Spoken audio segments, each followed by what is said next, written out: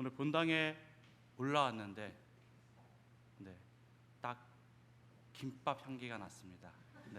김밥은 보지 못했어도 향기로 말미암아서 본당에서 김밥을 드셨구나 하고 알 수 있었습니다.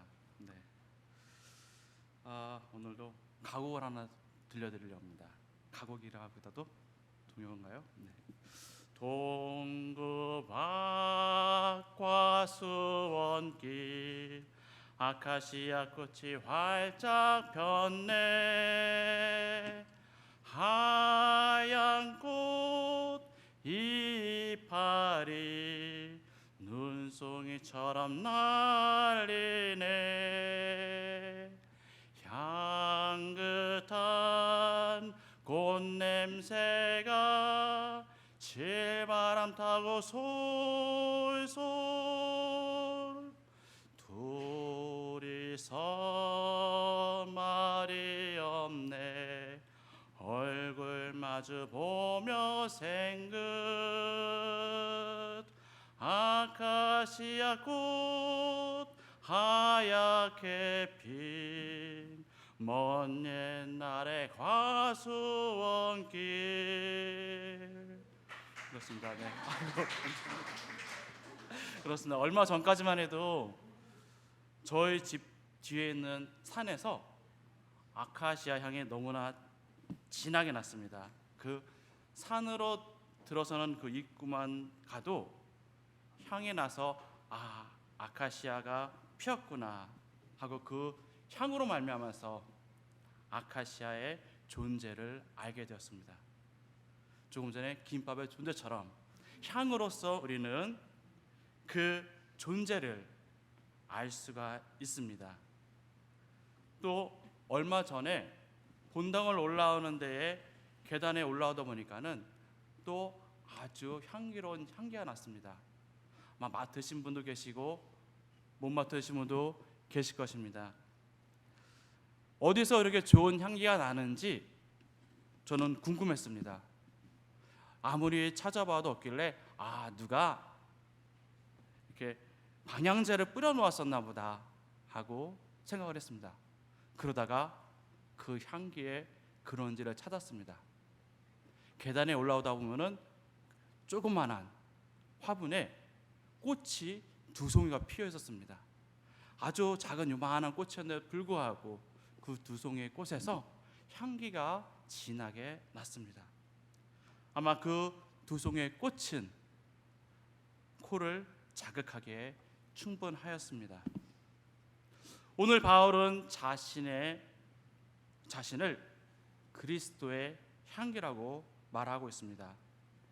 바울의 모습을 통해서 그리스도의 향기가 나타난다는 것입니다. 그 바울에게는 자신의 모습이 아닌 예수님의 모습이 나타난 것입니다. 마치 성결이와 저랑 함께 있으면 둘이 부자지간이구나 하고 알 수 있듯이 바울의 모습을 보고 그리스도의 모습은 저런 모습이겠구나 하고 바울의 모습을 통해서 그리스도의 향기를 전하였습니다.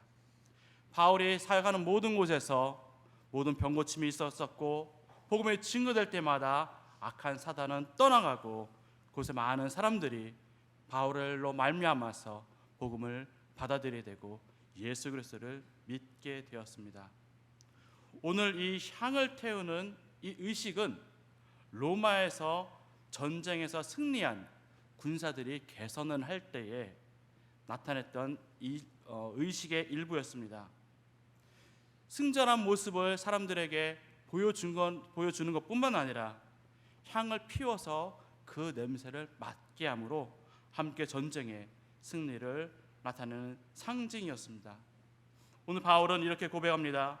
항상 우리를 그리스도 안에서 이기게 하시고 우리로 말미암아 각 처에서 그리스도라는 냄새를 나타내시는 하나님께 감사하노라. 아멘. 그리스도 안에서 이기게 하신 하나님께 감사를 드렸습니다. 언제나 바울의 삶은 승리하는 삶이었습니다. 그러나 사도행전과 많은 성경을 읽다 보면은 바울의 모습은 꼭 승리한 모습이 아닌 것처럼 보여집니다. 항상 바울은 전도하다 그를 방해하는 사람들로 인해서 핍박받고 쫓겨다니고 하는 모습을 보게 됩니다. 드로아에서 여종의 귀신을 내어 쫓아 버렸지만은 그 사람들로 인해서 바울은 드로아에서 쫓겨나고 데살로니가에 가서 가게 되고 또 베레아에서 빌립보에서 많은 지역에서 바울의 모습은 항상 복음을 전하다가 쫓겨나는 모습이었습니다. 사람들이 보기에는 바울의 이 전도의 모습이 실패한 모습으로 보였을 수도 있습니다. 하지만은 바울의 전도는 성공하였고 이긴 싸움이었습니다. 예수님께서 2000년 전에 죽음을 이기심으로 그 싸움에선 이긴 싸움인 것입니다. 그 소식을 바울은 많은 사람들에게 증거하였습니다. 그곳에 복음이 전해졌기 때문에 그곳의 모든 사역은 승리한 싸움이었습니다. 만약에 바울에게 핍박이 없었다면 바울은 한 군데서 아마 복음을 전했을 것입니다. 하지만 그는 핍박을 통해서 이 지역 저 지역으로 옮겨 다니면서 더 많은 곳에 복음의 씨앗을 뿌릴 수가 있었습니다. 또한 성령님께서 그를 인도하셔서 더 많은 곳에서 복음의 씨앗을 뿌리도록 하였습니다. 오늘 이 고린도 교회도 바울이 복음을 전하고 교회를 세운 곳입니다. 바울이 가는 곳에서마다 이렇게 승리했지만은 또 많은 곳에서 바울의 모습을 보고 험담하기도 하고 바울을 무너뜨리려고 하였습니다. 그러나 바울은 고백하기를 그리스도 안에서 이기게 하시고 각 처소에서 그리스도 안의 냄새를 나타냈다고 감사함으로 고백하고 있습니다.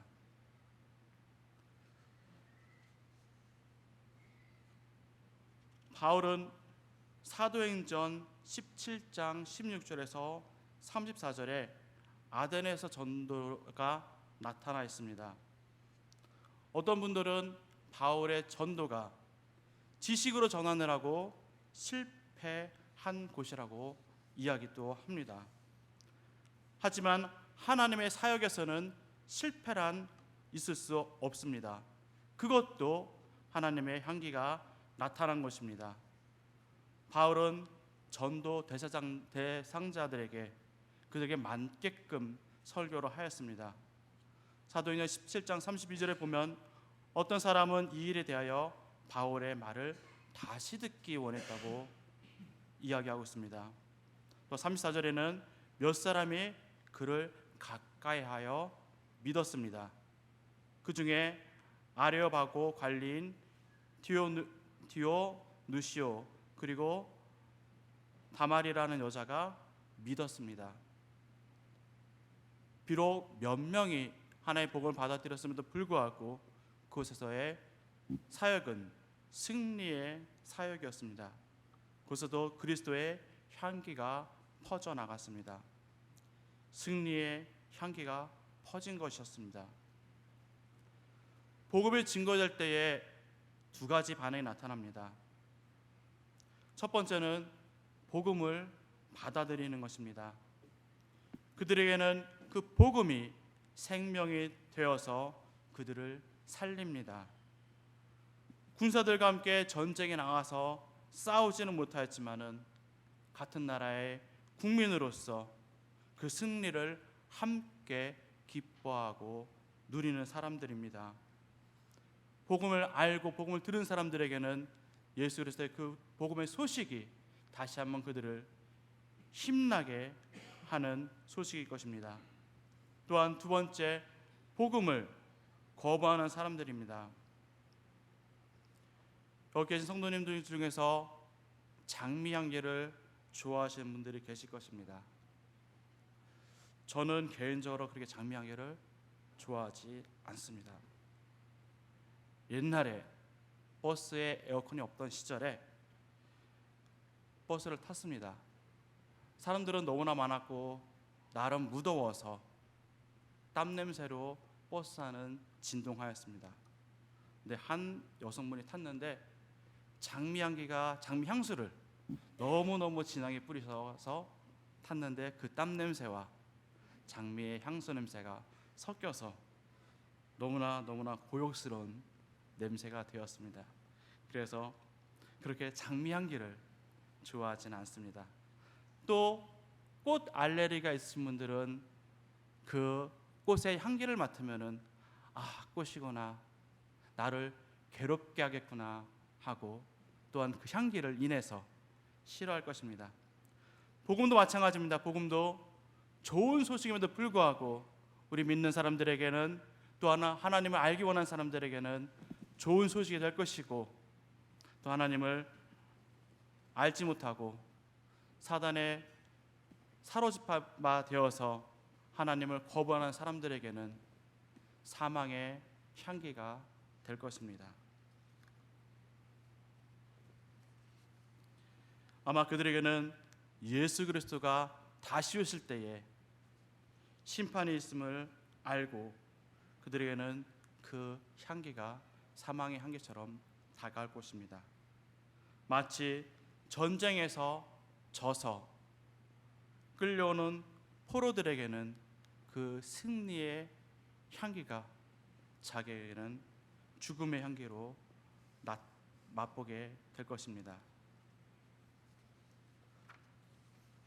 복음이란 말은 헬라어로 유앙겔리온이라는 단어입니다. 유앙겔리온은 원래 군사 용어입니다. 전쟁에서 승리했다는 소식을 전하는 의미입니다. 전쟁에서 우리가 승리했습니다를 유앙겔리온이라고 나타낸 것입니다. 근데 왜 군사용어, 복음을 그 군사용어로 나타냈을까요? 바로 예수 그리스도께서 십자가에 못 박혀 죽으심으로 그 모든 사단의 권세를 이기시고 부활하신 그 소식, 승리의 소식을 복음으로 우리는 부르고 있습니다.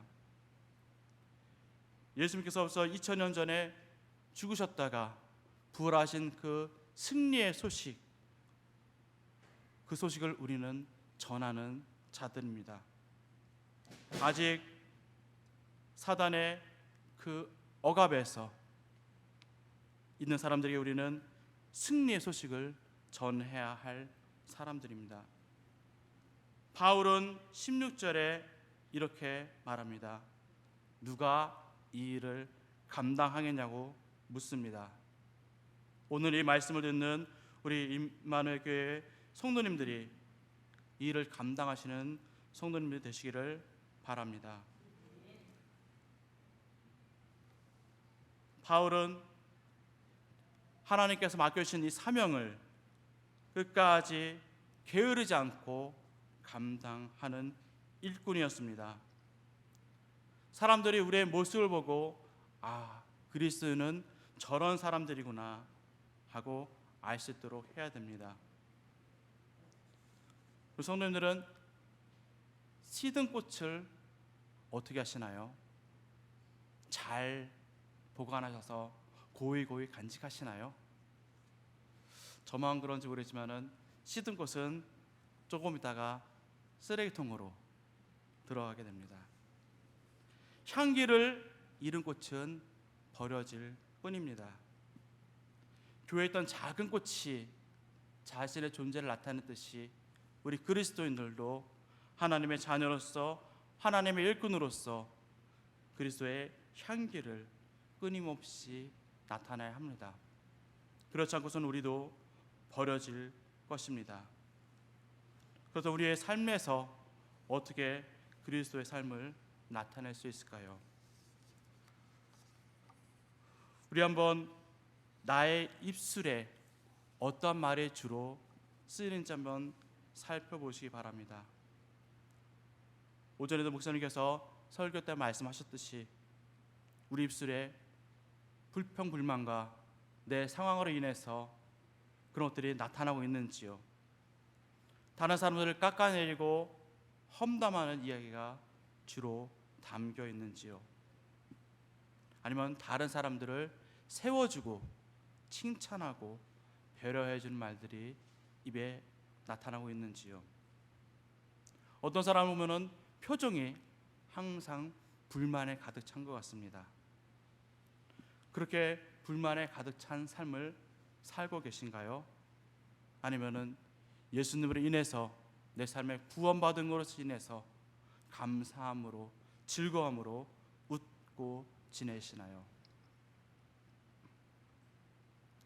우리의 삶에서 다른 사람에게 양보하고 감사할 때에 사람들은 우리의 모습을 보고 느낄 것입니다.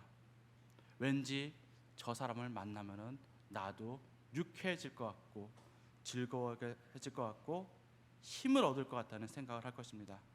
아, 저 사람에게는 무언가 특별한 것이 있는구나 하고 생각하게 될 것입니다.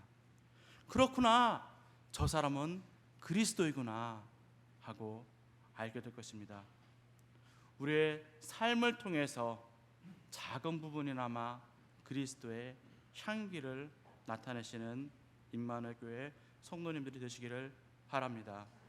바울이 고백했던 것처럼 직장에서, 사업장에서, 학교에서, 가정에서, 어디에선지 각 처소에서 그리스도의 향기를 끊임없이 나타내는 임마누엘 교회 성도님들이 되시기를 소망합니다.